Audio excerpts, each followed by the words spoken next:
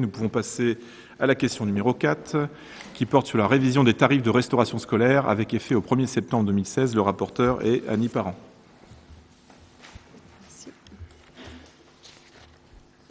Oui, alors il s'agit ici de revoir comme tous les ans le tarif de restauration scolaire. Donc il va être appliqué pour la rentrée 2016 une augmentation de 1%, enfin un petit peu plus d'1%, pour en fait se caler sur l'inflation qui elle est de 1%. Donc vous avez le tableau des nouveaux tarifs de 2,95 € pour un enfant d'Avranches, on va passer à 2,98 €. Pour un hors commune de 4,55 €, le nouveau tarif passera à 4,60 €. Et pour un professeur des écoles, le tarif passera de 7,30 € à 7,37 €. Donc après avis favorable de la Commission des finances, il est proposé au Conseil municipal d'approuver l'actualisation de ces tarifs. Merci. Des questions ou des remarques? Monsieur Morazin. Oui, lors de la Commission des finances, j'ai fait une petite remarque concernant le tarif des repas des professeurs des écoles. Je pense qu'il va falloir qu'on se calme un petit peu, puisque je pense que 7,30 €, on est dans une marge assez élevée maintenant. La plupart doivent se situer plutôt entre 5 et 6 €. Je pense que j'ai fait une remarque pour qu'on calme un peu les augmentations désormais pour les professeurs. Merci. Alors, merci Monsieur Morazin. Donc, c'est vrai qu'on arrive effectivement à un coût du repas élevé pour les adultes. Bon, j'ai pris quelques renseignements. Je ne sais pas si de votre côté vous avez vous pourrez nous donner le tarif du plateau repas à l'hôpital. Un restaurant universitaire en Bretagne, le tarif pour les adultes est de 7,69 €. En revanche, la région fixe dans les lycées le plateau repas adulte à 4,70 € et élève à 2,70 €. Donc effectivement, on peut estimer et constater que le prix du repas pour un professeur des écoles à Avranches est élevé. Ceci dit, nous n'avons fait qu'appliquer un taux d'inflation, on n'a rien révolutionné. De revoir ce tarif, moi je ne suis pas du tout opposée. Vous savez qu'on va lancer à la rentrée une consultation pour la restauration scolaire, le contrat avec l'entreprise Convivio arrivant à échéance le 31 décembre. Ce sera peut-être l'occasion effectivement de revoir le tarif de la restauration, y compris pour les adultes. Merci de ces précisions. Monsieur Lenné. Oui, moi non plus, en tant qu'adjoint aux finances, je ne suis pas du tout opposé à une discussion et à un aménagement de ce tarif. Par contre, je m'insurge contre le terme « se calmer un petit peu ». Tout a un coût.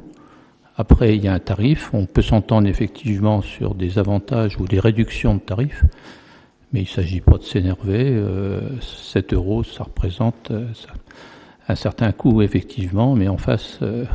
il y a une assiette et dans l'assiette, il y a des produits. Ces produits ont un coût. Il faut bien les répercuter. Merci. Monsieur Morazin, vous voulez rajouter quelque chose? Oui, une simple remarque, Monsieur Lenné. Il n'y avait aucune ambiguïté dans mon esprit. Croyez-moi bien, et vous faites une interprétation un peu nombrilique de ma phrase. Donc je rectifie. C'était simplement pour alerter qu'il fallait effectivement prendre conscience de la situation. Tout simplement.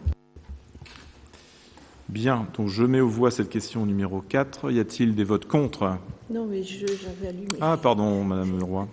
Merci. Simplement une question à Madame Parent. Est-ce qu'il y aura une sensibilisation de fait auprès des élèves pour éviter donc qu'il y ait trop de déchets alimentaires? C'est-à-dire que les élèves se servent et mangent ce qu'ils ont dans leurs assiettes. Il y a vraiment des actions qui sont mises en place au niveau maintenant des établissements scolaires. Oui. Parce que ça a un coût important. Je vous rejoins tout à fait. Alors, d'une part, ce que je voudrais dire, c'est que le personnel municipal veille à ce que les enfants ne mettent pas à la poubelle des plateaux entiers, ne prennent pas non plus des tranches de pain qu'ils ne vont pas manger. Enfin, il y a déjà une sensibilisation qui est faite à ce niveau-là au quotidien. Mais je suis aussi d'accord avec vous, il y a effectivement des formations, on va dire des formations particulières pour sensibiliser encore plus les enfants au gaspillage. Je confirme, pour être allé dans les écoles, voir comment ça se passait à l'heure des repas, et même partager les repas des jeunes, il y a une sensibilisation très très forte qui est aujourd'hui faite auprès des personnels de nos cantines. Et les enfants sont très, très impliqués aujourd'hui, même dans la façon dont ils se servent. Je pense notamment au niveau de l'école Parisie, où il y a un travail très important qui est fait de ce côté-là, plus qu'ailleurs.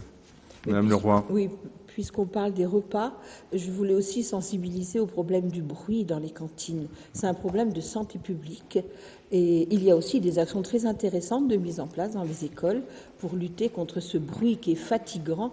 Et donc, je me permets d'en reparler avec Madame Parent s'il y a des actions de mise en place pour cette sensibilisation. Ne serait-ce que le bruit des chaises qui se déplacent. Il y a des écoles qui mettent des anciennes balles de tennis sous les pieds des chaises. Et c'est incroyable le nombre de décibels qu'on perd.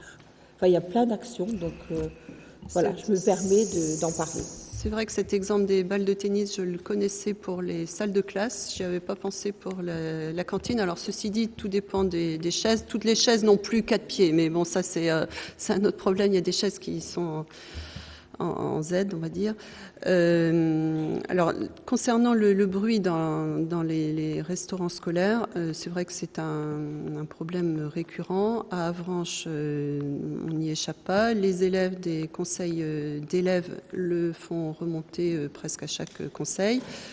Le problème, c'est qu'on est maintenant sur un temps du midi qui est réglementaire mais assez restreint, d'1h30, avec de plus en plus d'enfants qui déjeunent au restaurant scolaire.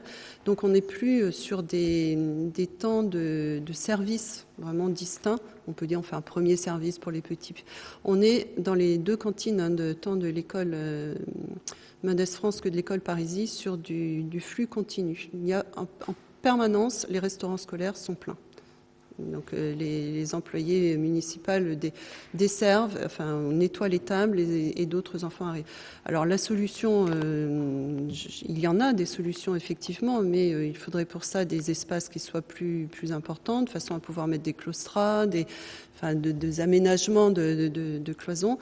Là, c'est un petit peu difficile, mais je suis d'accord avec vous, il y a une réflexion à mener sur le bruit dans les cantines scolaires. Juste une précision, peut-être qu'il serait bien déjà de tester le bruit, le niveau sonore, parce que je pense qu'on serait étonné du niveau sonore. Donc il suffit de mettre un appareil et déjà d'avoir ça avant de penser à des actions de prévention, faire un diagnostic. Je pense que nos services sont particulièrement sensibilisés à ces questions-là, pour en avoir parlé avec eux.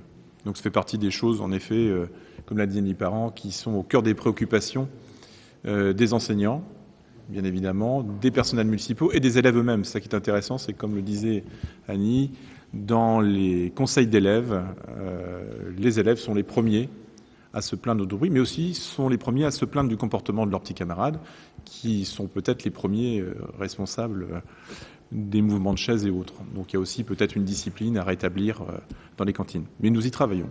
Et nous prenons avec beaucoup d'intérêt vos remarques, Madame Leroy. Donc je peux mettre aux voix cette question numéro 4. Y a-t-il des votes contre? Des abstentions? Aucun. Donc la question numéro 4 est adoptée.